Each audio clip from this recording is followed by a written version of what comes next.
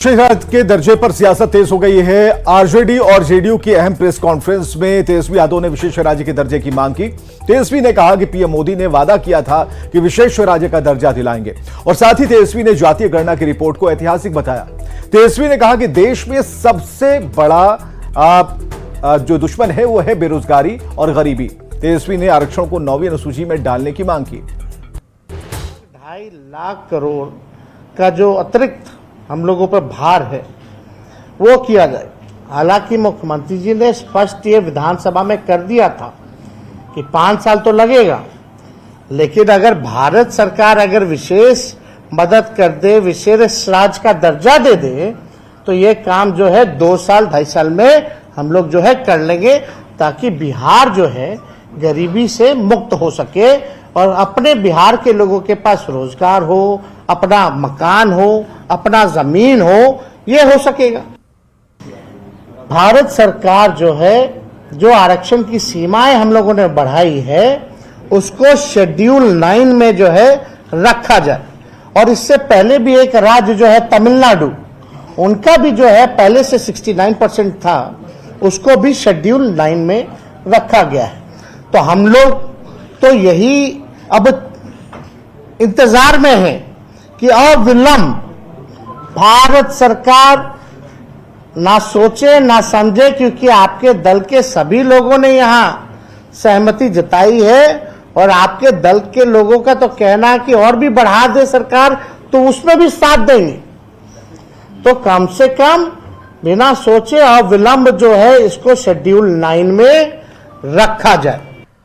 इधर विशेष राज्य के दर्जे की मांग पर सुशील कुमार मोदी का बयान सामने आया है। सुशील मोदी ने कहा कि 14वें फाइनेंस कमीशन और रघुराम राजन की कमेटी ने साफ कर दिया कि किसी भी राज्य को विशेष राज्य का दर्जा नहीं दिया जा सकता।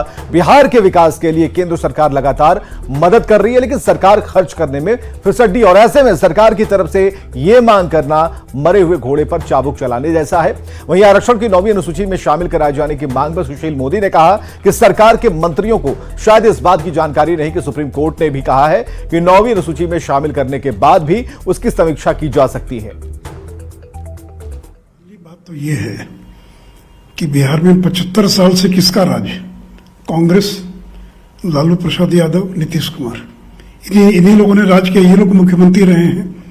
तो 75 साल तक मुख्यमंत्री रहने के बावजूद बिहार इतना गरीब क्यों है, इतना पिछड़ा क्यों है?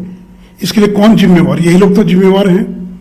दूसरी बात यह कि जब केंद्र में नीतीश कुमार रेल मंत्री थे, बहुत ताकतवर मंत्री थे, उस समय उन्होंने बिहार को विशेष राज्य का दर्जा क्यों नहीं दिलवा दिया? या फिर जब लालू यादव रेल मंत्री थे तो क्यों नहीं दिलवाया उन्होंने? तो जब ये लोग केंद्र में थे तो बिहार को विशेष राज्य का दर्जा नहीं दिया। मिनिस्ट्रियल कमेटी बनी थी, 2 कमेटी बनी, एक इंटर मिनिस्ट्रियल कमेटी और दूसरा बना था रघुराम राजन समिति। इन दोनों समितियों ने ये जो विशेष राज्य की अवधारणा है उसको ही समाप्त कर दिया। उन्होंने कहा कि किसी भी राज्य को स्पेशल कैटेगरी का स्टेटस देने की आवश्यकता नहीं, अन्य प्रकार की मदद की जाए। यहां तक कि 14th फाइनेंस कमीशन जो है, 14वां वित्त आयोग, उसने तो स्पष्ट कर दिया अपनी रिपोर्ट के अंदर कि अब आगे से विशेष राज्य और सामान्य राज्य, इसके फर्क को ही समाप्त कर दिया। लेकिन अब किसी भी राज्य को विशेष राज्य का दर्जा नहीं दिया जा सकता है। झारखंड भी मांग कर रहा है, उड़ीसा भी मांग कर रहा है, आंध्र भी मांग कर रहा है, तमिलनाडु भी मांग कर रहा है, यहां तक कि तमिलनाडु मांग करता है।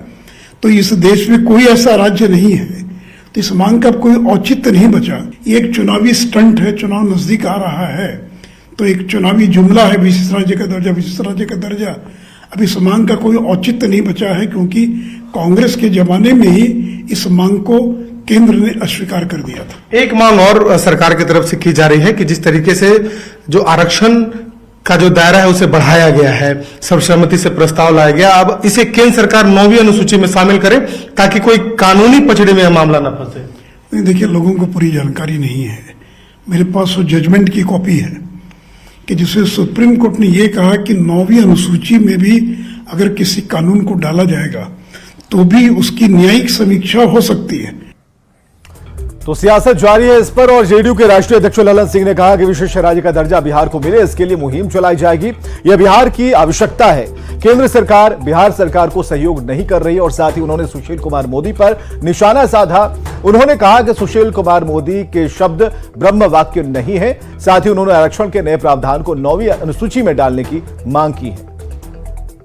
बहुत मजबूती के साथ सरकार की तरफ से की जा रही है। उम्मीद है कि इस बार सफलता मिलेगी, क्योंकि पिछले कई वर्षों से ये मांग आप लोग लगातार कर रहे हैं। यह तो केंद्र सरकार पर निर्भर है कि बिहार को बिहार का हक केंद्र सरकार देती है कि नहीं देती, लेकिन बिहार की आवश्यकता है और इसलिए बिहार की मांग है कि बिहार को विशेष राज्य का दर्जा मिलना चाहिए, क्योंकि आज तक बिहार का विकास दर पिछले कई वर्षों में जो दोहरे अंक में रहा है उसमें कोई केंद्र सरकार का योगदान नहीं है।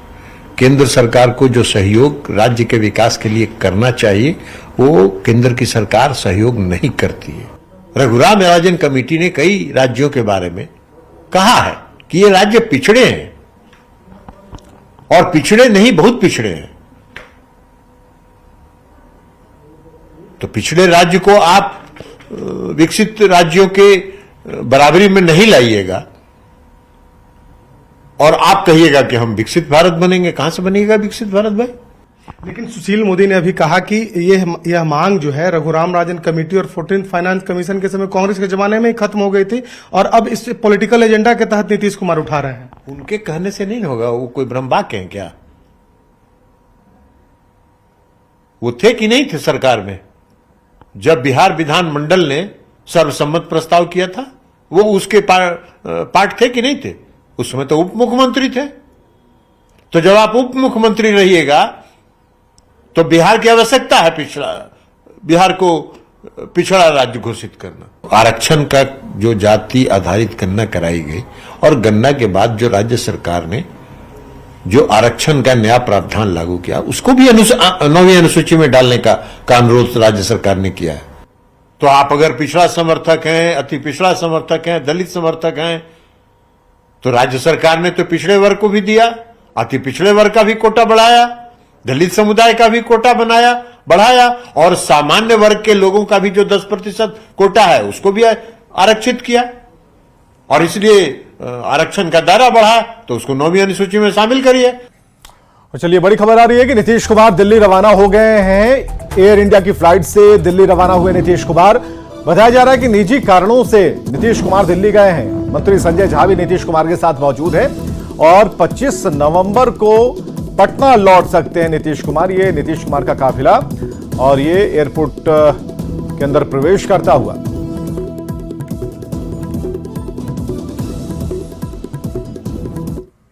और देखते हैं हेडलाइन।